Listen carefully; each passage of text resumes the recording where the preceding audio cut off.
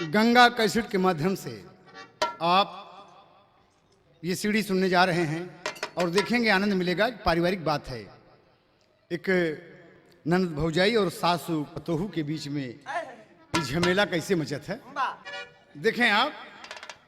एक तर्ज लगता है बाबूजी।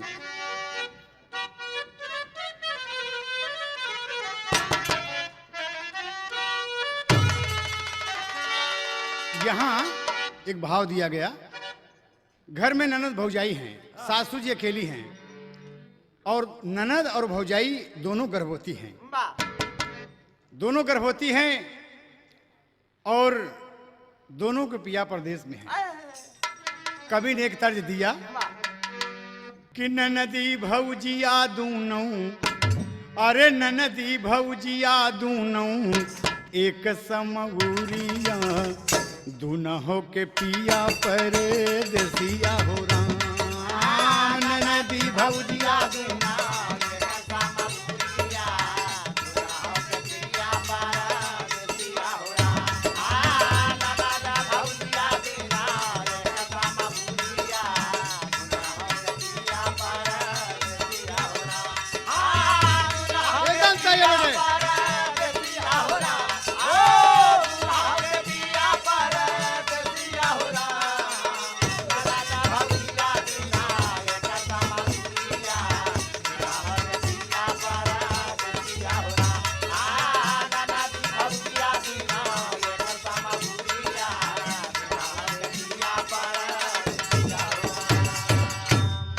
लेकिन वक्त गुजरता गया।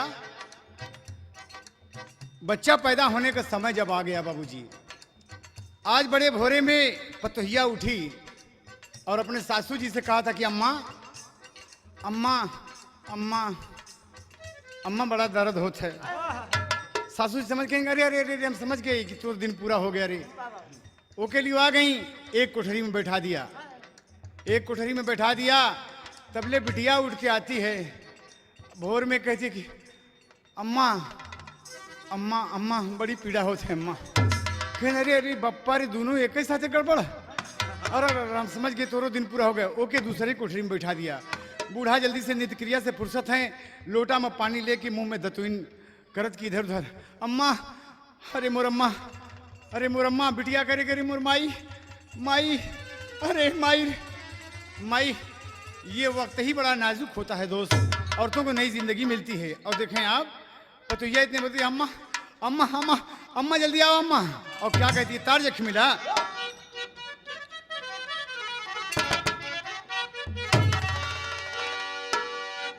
एक लड़का एक लड़की से कहता है, क्या कहा था कि बड़ी बेवफा हो, बड़ी बेवफा हो, वफा क्या करोगी। बड़ी बेवफा हो, वफा क्या करोगी। बड़ी बेवफा हो, वफा क्या करोगी। बड़ी बेवफा हो, वफा क्या करोगे करोगे। बड़े बेवफा हो, वफा क्या करोगे।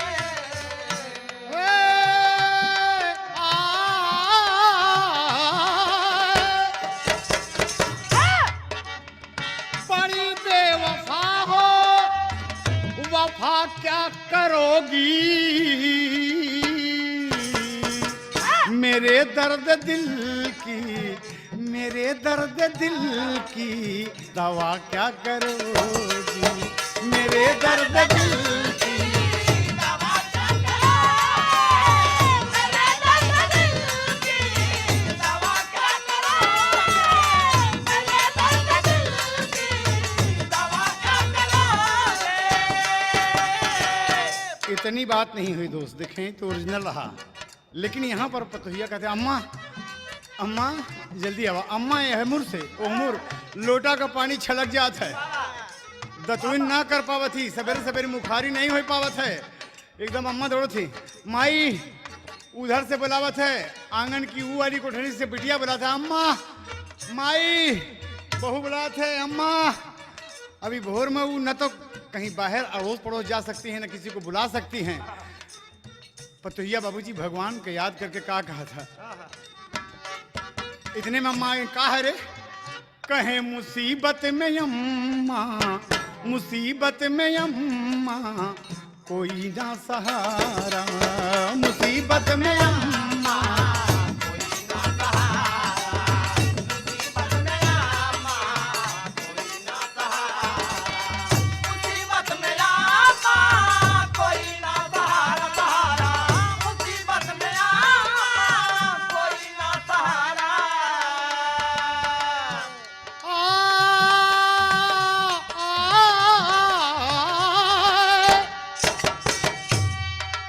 मुसीबत में अम्मा कोई ना सहारा, सहारा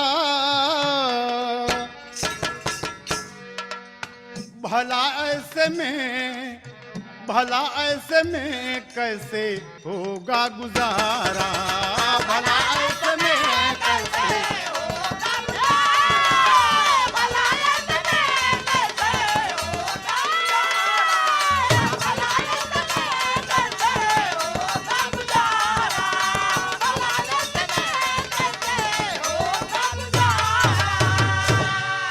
बाबूजी वो चिल्ला रही अम्मा अम्मा, अरे बाप रे, भगवान का तबले आसन डोल गया और पतोहिया की बाबूजी बेटवा पैदा हो गया, बहू के बेटा पैदा हो गया। अब क्या क्या लगा करे बाबूजी, बूढ़ा खुश हो गई, अरे ए दुल्हनिया, अरे ए मोरी दुल्ही, अरे बेटवा पैदा भरे, मेरे घर का चिराग पैदा भा, अरे भगवान का लाख लाख धन्यवाद है, मेरे घर का चिराग पैदा हो गया रे। और इतना बाबूजी वो सुना और तबले पतोहिया प्रसव पीड़ा से परेशान और वो बेहोश हो गई, उस सौरी में बेहोश हो गई बाबूजी। और जब बेहोश हो गई तबले बिटिया कहा था माई माई माई, अरे मोर माई, माई जी से दौड़ के गई बाबूजी, का देखा थी भगवान का फिर भी आसन डोल गया। और कैसे आसन डोला बाबूजी, बिटिया के बिटिया पैदा हो गई, ननदिया के बिटिया पैदा हो गई, भौजैया के बेटवा पैदा हो गया। और बाबूजी बूढ़ा कहीं बिटिया ए बिट्टी कहें का, कहीं तोरे बिटिया पैदा भई, कहें माई भगवान का लाख लाख धन्यवाद है, अरे मोर बाप, अरे अरे मोर माई रे, कहें बिटिया तोहार ससुरे में इज्जत कम, कहलू कहे माई, कहीं जो ससुर वाले सुन लें कि बिटिया पैदा भई ना पहले उठी में, तो का कौन यहीं का घरे से हुए, कोई नहीं है, बेटवा पैदा होता ना, बेटवा पैदा होते तो रे मोर पप्पा रे, कहे ए माई, माई भगवान जो दी है तो ली, ये हमारी बिटिया है, कौनो ऐसी बात नहीं, भगवान जो कुछ भी दे दें लाख लाख धन्यवाद बा। कहे भगवान का बात छोड़ा, ए बिटिया भाई हमारे रहते तोहार ससुरे में इज्जत कम ना हो, एकदम कम ना होई। कहे वो कैसे माई, कहीं तू हम जितना कही उतने बोला, हमारे बात पे चलू, अब भाई 6 महीना हमका भक्तिन भय बाबा, कौनो ज्यादा दिन की बात नहीं है, हम अपन सब कुछ कह सकी थी। देखिए आप हास रस में इसका आनंद लेंगे, कहना क्या है कि भाई हम बिटिया तू चिंता न करा। बूढ़ा गई, देखी बाबूजी बहू वाले कमरे में जब पहुंची तो देखी थी बहू बेहोश एकदम, देख के ओकरे मन में आ गया बाबूजी, अब बुढ़िया का नीयत खराब हो गई और कवि को टेरी का भाव देना पड़ा। हाय अरे राम सौरिया में चोरी हो गई, अरे सौरिया बीचे चोरी हो गई, अरे बेटा वाला के बूढ़ा दई दिहलिनी छोकरिया, सौरिया में चोरी हो गई, बेटा वाला के बूढ़ा दई दिहलिनी छोकरिया, सौरिया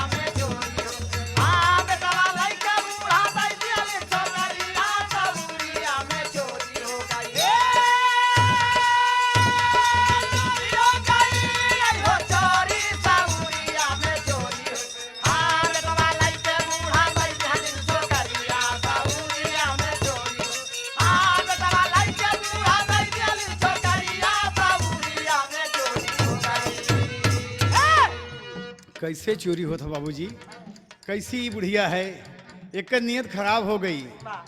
और देखा बिटिया का बिटिया लई लिहलिन, पहुंच गई नी है बहू के पास, अपने बहू का बेटा वाली हलिन, बिटिया बगल लटवलिन खास। अपने बहू का बेटवा लई के पहुँच गई नी बिटिया के पास। हलाला बिटिया बेटवा खिलावा पूर भई हमारी अभिलाष। जय हो जय हो।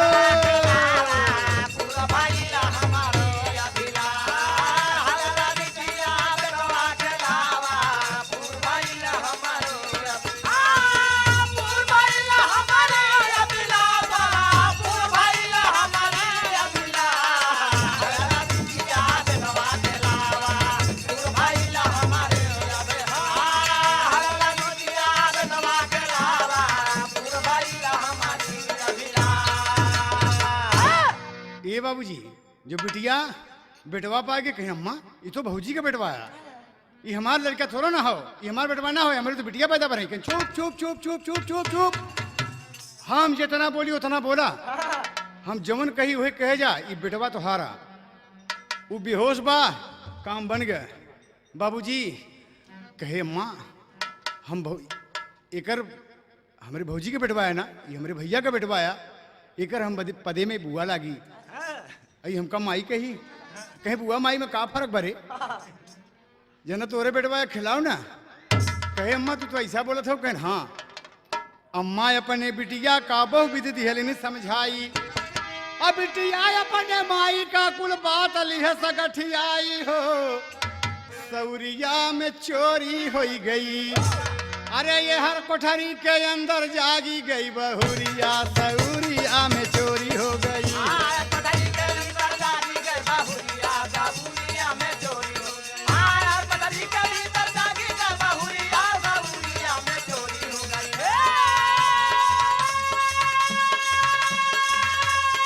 बहुत अच्छे मास्टर सनी जी, बहुत अच्छे।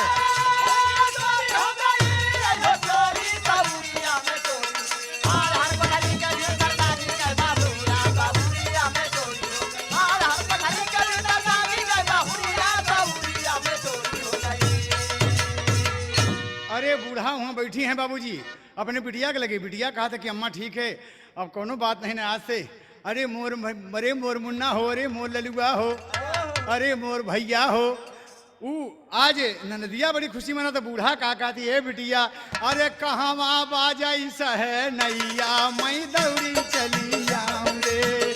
कहाँ बाजा सह नैया, मैं दौड़ी चली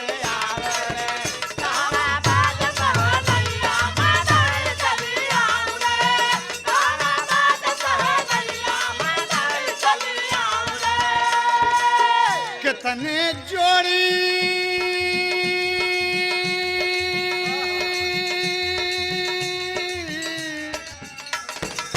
कितने जोड़ी बाजे नगाड़ा, कितने जोड़ी बाजे नगाड़ा, कितने जोड़ी बाजे नगाड़ा, कितने जोड़ी सहे नैया, मैं दौड़ी चली आऊं रे। कितने जोड़ी सहे नैया, मैं दौड़ी चली आऊं रे। कितने जोड़ी सहे नैया, मैं दौड़ी चली आऊं रे। कहाँ बात सहे नैया, मैं दौड़ी चली आऊं रे।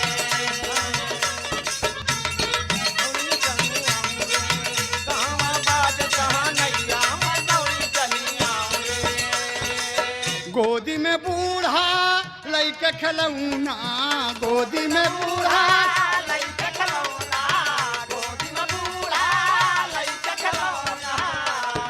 गोदी रे गोदी रे गोदी गोदी गोदी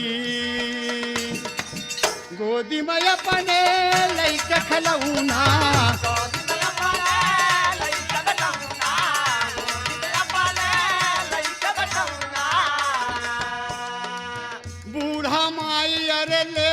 बलैया मैं दौड़ी चली जाऊं रे। कहवा बाजे सहे नैया, मैं दौड़ी चली जाऊं रे। कहवा बाजे सहे नैया, मैं दौड़ी चली जाऊं रे। कहवा बाजे सहे नैया, मैं दौड़ी चली जाऊं रे। कहवा बाजे सहे नैया, मैं दौड़ी चली जाऊं रे। पतोहिया का जो इधर होश हो गया, बाबूजी बूढ़ा हर गावे में मस्त है। तब तक बहू बुला लिया, अम्मा ए माँ, बिटिया यह रो रही है, बेटवा वह रोत है बाबूजी। जैसा कि कहा जाता है कि माँ को पहला दूध पिलाया जाए अमृत के समान होता है। बिटिया यहाँ दूध पिए के बड़े परेशान बा, बेटवा हुआ दूध पिए बड़े परेशान बा बाबूजी। लेकिन बूढ़ा बीच में चाल कर गई, घात कर गई अपने बहू के साथ, और आज बिटिया भी उसी चाल चलन पे चलने को तैयार है बाबूजी। देखें आप, माँ कितनी चालाक है, और वो का काम किया इतने में। हाय, कहीं का बारे, कहीं नहीं आवा, कहीं अम्मा अब वहीं वहीं तो हमारे बेटवा पैदा भा, तू कहू कि हमारे घर का चिराग पैदा भा, आई बेटवा रहा, और वहीं वहीं कैसे ये सब बिटिया कैसे हो गई। कहें बड़ी पागल है रे। वो कहा था बाबूजी, इतनी बात कहती, क्या कहती कि सुना हमारी बात, कहे का तार झेक्षी। कहे गईले ससुरारी बन के दुल्हबा, अरे हम एक गो कमाल कई दिया। गईले ससुरारी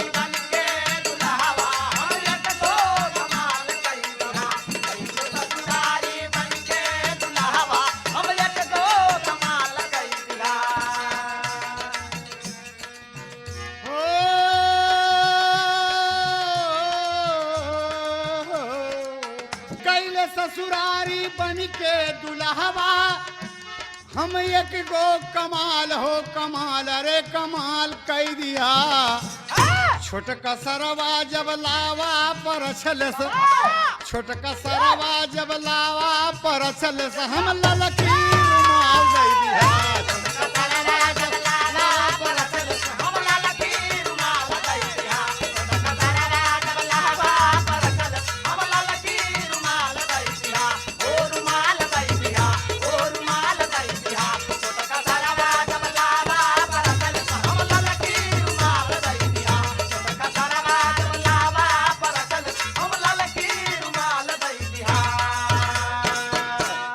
ओरिजिनल रहा दोस्त। लेकिन अम्मा से कहा था, अम्मा हमारे गोदी माँ भैले बेटौआ, हमारे गोदी माँ भैले बेटौआ, ए अम्मा बवाल हो जवा।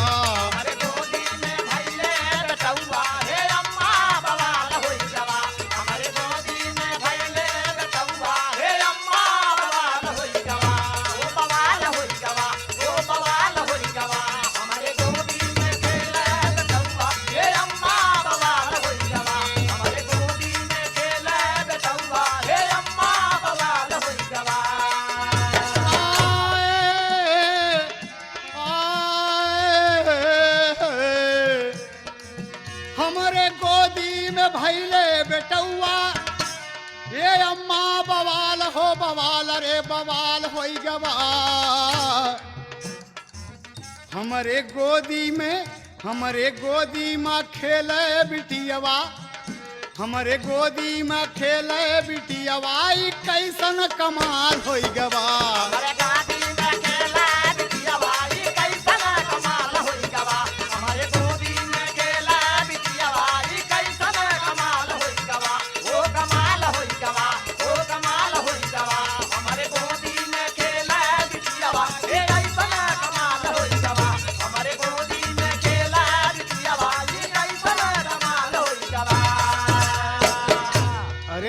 अम्मा ये बिटिया कैसे हो गई, हमारे गोदी में तो बेटवा पैदा भा।